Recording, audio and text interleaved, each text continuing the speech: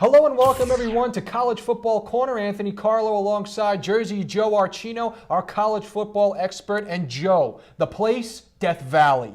The atmosphere, crazy. The result, Alabama wins a tight one against LSU. This is always just one of the best rivalries in college football. LSU, Alabama, just two hard-mouthed teams, really built on defense. Very physical game here. It was really a war of attrition. I mean, we see Blake Sims, the quarterback of Alabama, against Anthony Jennings, the quarterback for LSU. And I've got to be honest, I mean, it was just a battle between these two guys. Both defenses were outstanding in this game. The running game for both teams really struggled. And it really came down to the end of the game. You give Blake Sims a lot of credit because he did not play a great game, but at the end of the game, he found Amari Cooper a couple times, and he led them to make that game a tie game. So now, Joe, Blake Sims, a 55-yard offensive drive down the field, setting up a field goal that sends this one into overtime. Now, we speak about LSU, and LSU, they had a shot to win this game.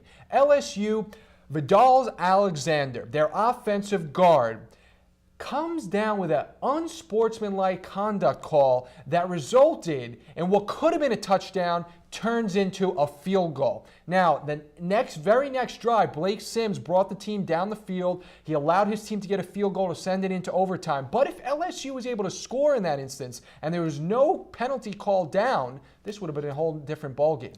It really would. I mean, that was the beginning of the end for LSU. As soon as that happened, you just knew if this game went to overtime, LSU was at an extreme disadvantage. Like I was saying before, Anthony Jennings, I hate to be blunt, but the guy just stinks. He's terrible. He really is. He struggles mightily throwing the football. He just can't be consistent passing the ball. He's not a great runner. To be honest, he doesn't do a lot of things at all very well. If LSU had a good quarterback, even an average quarterback, they would be a top 5 team in the country. But Anthony Jennings, I just have to be blunt, the kid stinks.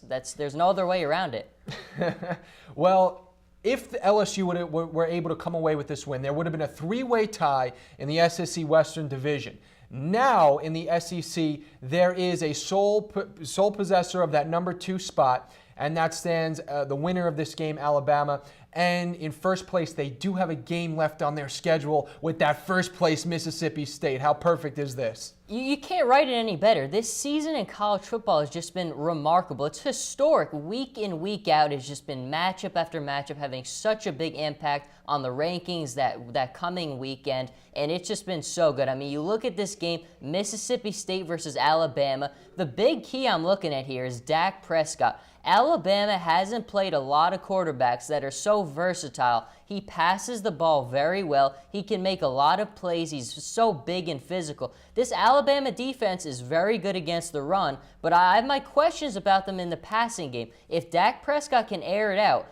Mississippi State is going to have a nice day. Now, you look at Alabama the rest of the way, their schedule is very promising. They do play 2 very tough teams in Mississippi State and Auburn, but they get all 3 of their final games at home, and I can't stress enough how big that is, having them all at home. Now, I don't think they'll win all 3 games left. I think they might beat Mississippi State and lose to Auburn, but there's definitely a chance they win both the games, but it's going to be very difficult. Being at home is just a big help, though.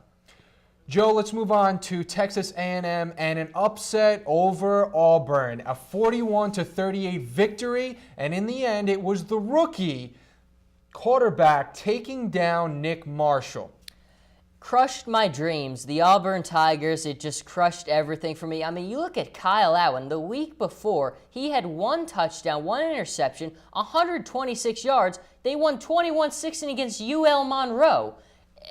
I have no words to describe how shocked I was that Auburn lost that game the way they did. Auburn, you just look at them, so many sloppy penalties in the secondary. They really beat themselves defensively in that game. Their offense, I mean, they had over 200 yards rushing with Cameron Artis-Payne. Nick Marshall drove the ball down the field. But you just look at Auburn, and this is not a game you should lose at home.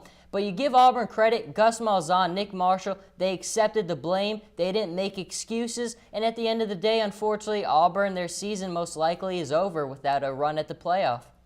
That game did come down to a couple of costly fumbles on the hands of Auburn, but we'll move on to Ohio State and Michigan State. And another game where Ohio State, they got the edge over the vaunted defense of Michigan State, and in control of it all, another quarterback taking his team on his back, Joe. It's unbelievable. I mean, this game, I've been on Ohio State for weeks. Everybody was on the side of Michigan State, but when you watched Ohio State, since the loss to Virginia Tech, they've just found their rhythm. J.T. Barrett, his progression has been unbelievable. This is a guy who's had over 500 yards total offense since that Virginia Tech game. He's been in full command, and I mean, you look at his guy, Braxton Miller, who he had to come in and step in for with his injury. J.T. Barrett is a better quarterback at this point in his young career than Braxton Miller ever was. He throws the ball better. He makes better decisions. I just think he's a more dynamic, versatile player. And you never count out Urban Meyer. Urban Meyer and Nick Saban are the two X factors in college football. I never, ever, ever go against one of them. And he really has this team in prime position. Going ahead a little bit, they play Indiana, they play Minnesota, and they play Michigan the rest of the way. Those are all very obtainable wins. They should have no problem winning those games. I think they come out on top of the Big Ten. There's no question that they are the best team in the Big Ten, and we'll see if they can get into the playoff. But very impressed with J.T. Barrett and Ohio State. Barrett single-handedly put that team on his back. He passed for 3 touchdowns. He rushed for a couple of others. Moving on now to Kansas State and TCU getting the victory over Kansas State in this one, Joe. I mean, how many good games could we have on Saturday? I mean, at 7:30 you had this game, TCU and Kansas State. At 8 o'clock you had Alabama and LSU. Then it's just so many good games. But in this one, it kind of was what we expected. Trevon Boykin with TCU, he is in full command of the offense. His athleticism in the pocket is remarkable. He's such a better passer now. He can run when he needs to. Just TCU is a very versatile offense. Gary Patterson is always bringing a formidable defense to the table. And it's what we thought. Jake Waters for Kansas State is limited in what he can do. Kansas State's a team that won't beat themselves. But I think we saw here TCU is by far the best team in the Big 12. Even though Baylor beat them, I still think that TCU is a more complete team. And when Trevon Boykin is at his best, they are very hard to beat. What Trevon Boykin did was give his team a potential shot to contend for a national championship this year. But for College Football Corner, here alongside Jersey Joe Archino, I'm Anthony Carlo. We'll see you next week.